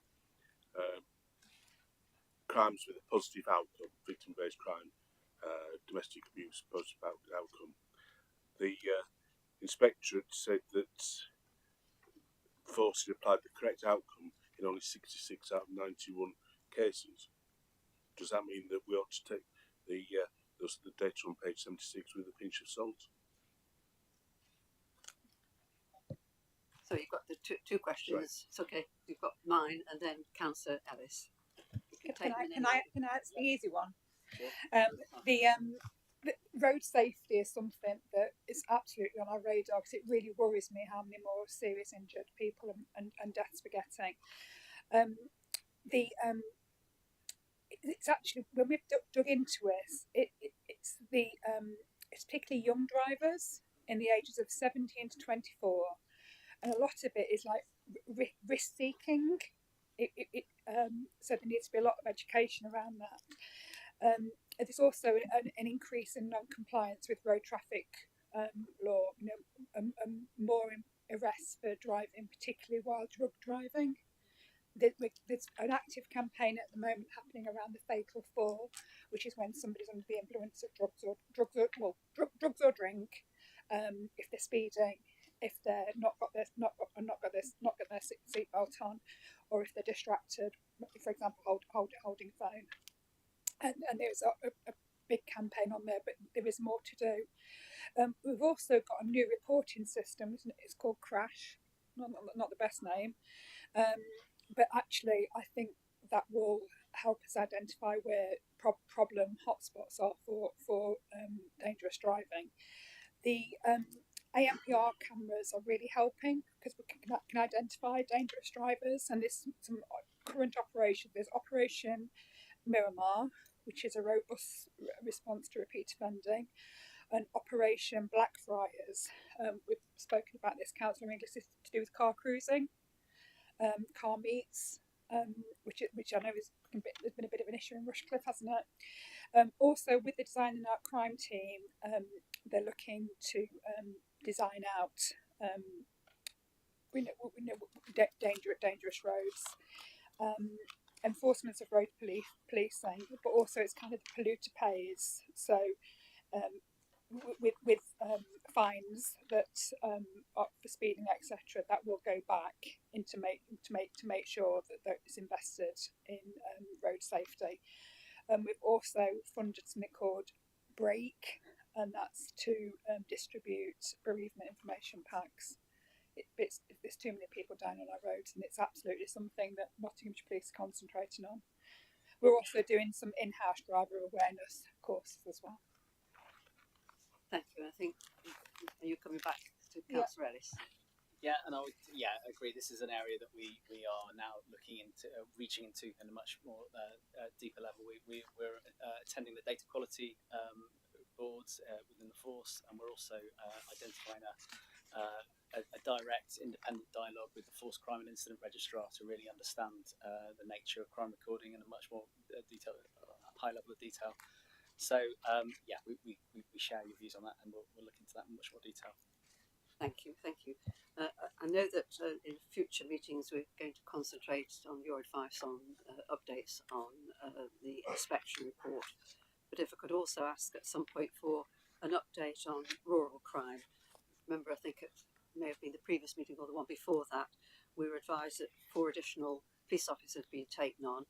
And I won't remember the name, and I'll look at Councillor English because he'll remind me. There's 4 toys they've got. I know one's been riding around our sort of area recently, like a sort of mobile something or other. I'm not sure what the technical term is. The Hiluxes, the That's big it. 4x4s. That's it. Yes, And we can send you the new rural crime stuff as well. lovely, lovely. Thank you. We've been doing a lot in that area. Is there any other business, Councillor Woodies?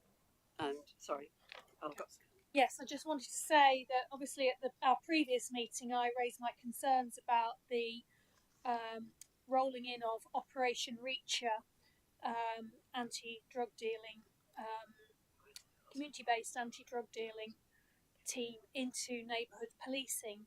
I think at some stage in the future it would be useful to understand the effects of the loss of that specialised force and whether that has actually materialised within neighbourhood policing. I know you shouldn't do these things by anecdotes, but I was out talking to a resident last week and they were complaining that they had reported somebody drug dealing in the car park opposite their house. They'd reported it to the police and they'd heard nothing back at all about it. I'm going to be raising that on my local neighbourhood action team. But that is the sort of thing that puts people off reporting things when they don't hear anything back at all. And obviously we're talking about, there's been a 2% reduction in confidence in the police. So I think it is important that when people take the time to ring through to 101 or to actually go through the online reporting system, or that they do actually get a response to say we acknowledge this. They don't need to know exactly what action's taken place, but they do need to know that it has been taken on board, Chair. So I would like to see some follow-up through the coming 12 months about the effectiveness of that work within the neighbourhood policing teams. Thank you. thank you very much. Thank you, Mrs. Hardy. Just two things I'd like to point out. If my memory serves me right, if you are arrested on drug driving and are prosecuted, I think it's a 12-month disqualification. I can be corrected. So yeah, that's a minimum. So I think that should be reported more widely, because I think if people are aware of that, they may not actually commit the crime. That's my first point. The second thing is, I'm just going back into your report. I just want to touch on it very briefly. Appreciate we're not going to go into detail, but it has been mentioned in your report that you commissioned the College of Policing to do an independent review on Valdo Calacane. The commissioning decision is to be taken at the end of March. Is that still on target? That's all I'm asking. I'm not asking any other details. Can I just, a little bit of detail I can give you back? Yes, of course. Yes. I have commissioned them. We're just finalising the terms of reference. To make sure it covers everything that it needs to cover, and the college are reaching out to the bereaved families and the victims as well. And we've got the terms of reference finalised, then we get the cost, then it'll be commissioned. Is that fair? Yeah, I've been promised details on the costings and the latest iteration of the terms of reference this week. So things are. Councillor Wilmot, thank you. Thank you very much. Very, very interesting agenda item. This very, very interesting. I'm looking at the summary of the key points. Obviously, I'm very pleased that of the ongoing improvements on the 187 officers that have been redeployed into high visibility neighbourhood policing. As you probably all know, over the past 20 years, I've been shouting for that. But it's good for it to happen. But I'm worried now where the 187 officers are going to come from when we've got such a large vacancy, up to 11% now, I'm told, something like 11% of the policing numbers. And also, I want to know where they are these 187 are being redeployed. Are they being redeployed on an even keel around the district, or are they putting more into areas that have got high deprivation or that have got the worst crime figures? I just wondered what way they were going to be redeployed. Thank you, Councillor Wilmot. Thank you, Councillor Wilmot.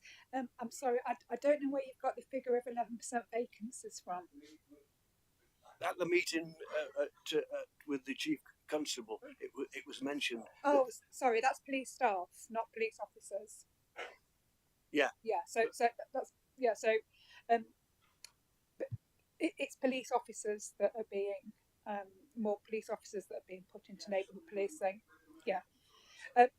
Yeah, well, some of them have come for Operation Reach and other teams, so they go in more frontline policing. Where they're going is been done very scientifically based on demand. There's been a demand review, what's called process evolution. So if there's more crimes reported, that's where they'll be needed to go. Isn't this the case also that we've got over provision of 60 that we're funding that may not be funded in the future? It was all part of the presentation I think we had when we came to your offices. I think that's where some of this information has come from. Thank you. It was just, you mentioned reporting, and I would just like to urge people that if they do see crime or antisocial behaviour, to report it and report it quickly. I had one case that someone came to me before reporting substance misuse or dealing, coming to me before they went to the police, and I had to actually say to them, please report it. And they said, oh, I will after the weekend. No, they need to do it there and then. Thank you. Thank you, Councillor Taylor. It's really important that we do report, particularly around antisocial behaviour as well, because we've got the new immediate justice option now, where people can do some reparative work within 48 hours, but we need people to report that ASB in. Thank you. Any other questions? Councillor Wilmot again.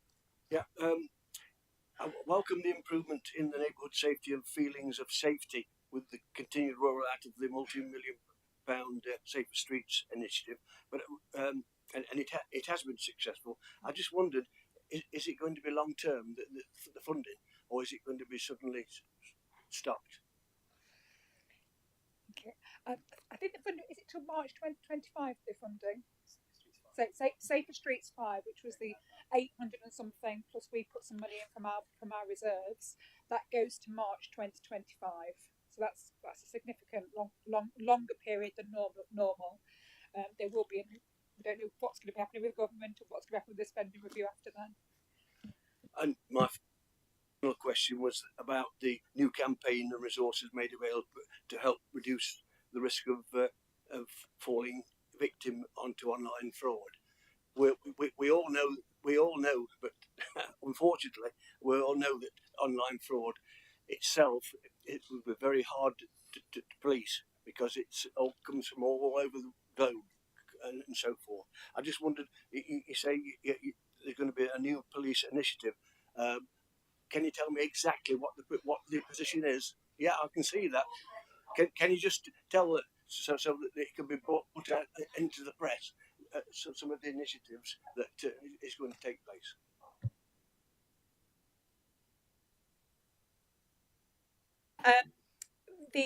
We have now Nottinghamshire Fraud Partnership, which has been convened by my office. There's lots of organisations involved with, and through Nottinghamshire Police, we've put together a Fraud Protect brochure. We've also had a campaign called Spot the Red Flags of Fraud. So how you can spot a scam. So if you see something out of the blue contact, if something makes you feel panicky or excitement, or requires urgent action, people need to be really aware that could be fraud, because we know that fraud is such a, you have some really clever criminals who are targeting people and we want to protect people from being victims. So we've had buses going around with messages on. We've had takeovers of the post. It's that preventative message, but I want everybody talking about it. And we've got a book for everybody, and you can get them online as well. Because just last year, we had 4,276 reports of fraud offences from Nottinghamshire Police, and I'm sure that's just the tip of the iceberg. Thank you for that. But the issue, of course, is that many of the people that are being getting this fraud issue are vulnerable people and the elderly. So getting the message out there is more difficult than newspapers, and it's unfortunate, but many of them don't read newspapers, and of course they're not online. So I just wondered how you're going to combat that. But by going out and doing events, such as there was a Silver Surfers group where the Fraud Protect team went out to. It was coffee, cake, and chat. But they went out to do an event. Nottinghamshire Police have got a bigger fraud team who are going out to do preventative stuff, but also just last week, Mencap, they were doing their own posters about how to spot a scam. But it's all been done through the Red Flags of Fraud campaign. So vulnerable people. The issue, of course, is that a lot of the elderly never go out.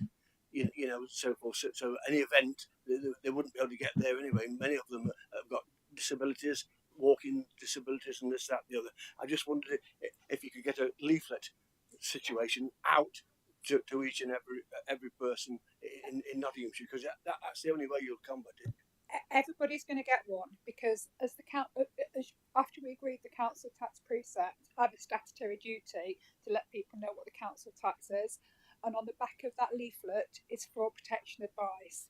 So that is going to everybody's door with the council tax bill, and with a link to get more information. So that is a leaflet that's going through people's doors.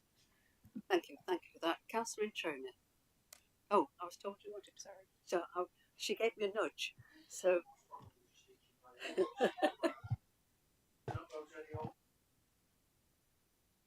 You could be well out of pocket. Thank you very much. Thank you. I don't think I've seen any other hands to come up. So I think looking at the time, just a couple of comments from me.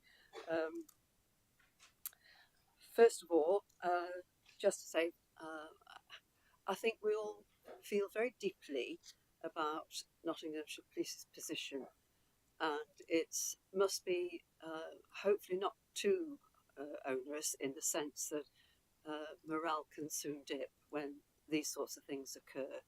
So I think in all our own opportunities, when we encounter any police officers, we must bear in mind that they face some very difficult things this year.